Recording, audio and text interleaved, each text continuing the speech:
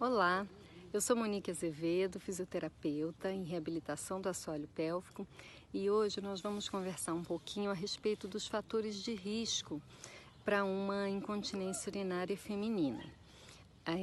É bem verdade que quando a gente fala na incontinência urinária,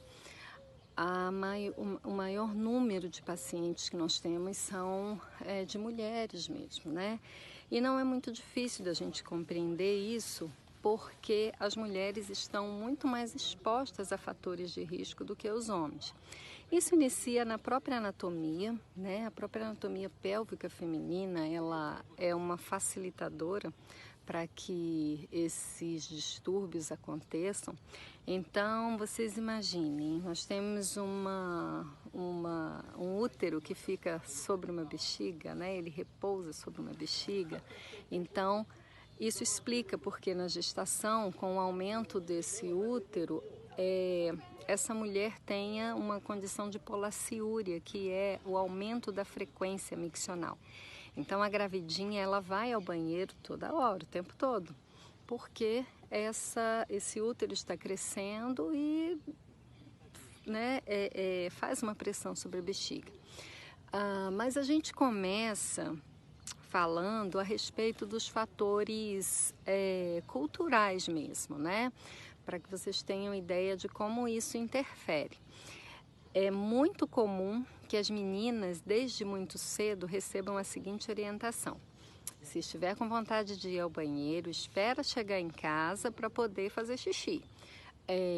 Não pode sentar em qualquer vaso, não pode ir a qualquer banheiro.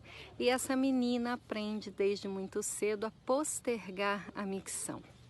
E é bem verdade que a maioria de nós aprende isso com maestria, porque a vontade vem, vai embora, e quando estamos no limite ou quando terminamos uma determinada tarefa é que nos dispomos a esvaziar a bexiga.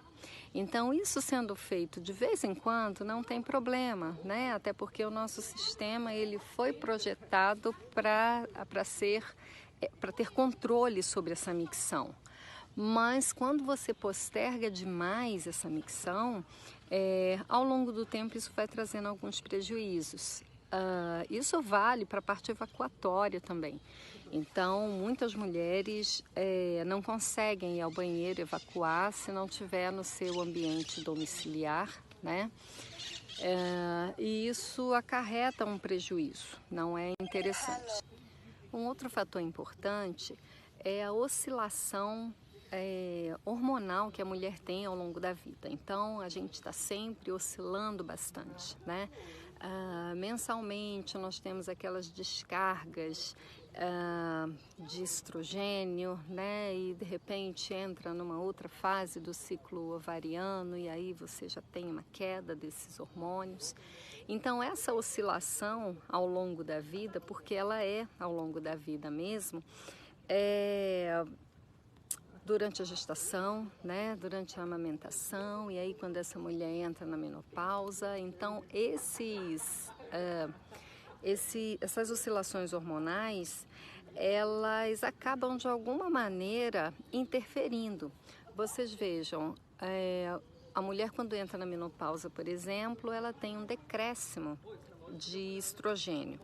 A uretra feminina é estrogênio dependente. Então, se eu tenho uma quantidade boa de estrogênio, eu tenho uma boa captação da uretra. Se eu não tenho, se eu tenho uma diminuição desse hormônio, então essa coaptação, ela também fica prejudicada. Uma outra condição também que atrapalha muito, né, esse bom funcionamento vesical é o posicionamento às micções. Então a gente sabe que o ideal é que você sente-se de maneira confortável, com os pés apoiados no chão, com os joelhos afastados, de preferência cotovelos sobre os joelhos. E na maioria das vezes, dependendo da atividade laboral dessa mulher, a gente sabe o quanto que isso fica difícil, né? Porque às vezes ela tem o banheiro de onde ela trabalha fica distante da mesa onde ela fica, ou então é um banheiro que ela acha que não tem uma higiene muito adequada, então ela faz xixi em pé, né? Em pé, muitas vezes segurando a porta, muitas vezes segurando a bolsa, então completamente tendo que fazer malabarismo, tendo que se equilibrar para poder ter um esvaziamento completo, né? E a gente sabe que esse esvaziamento completo, ele depende de um bom posicionamento também.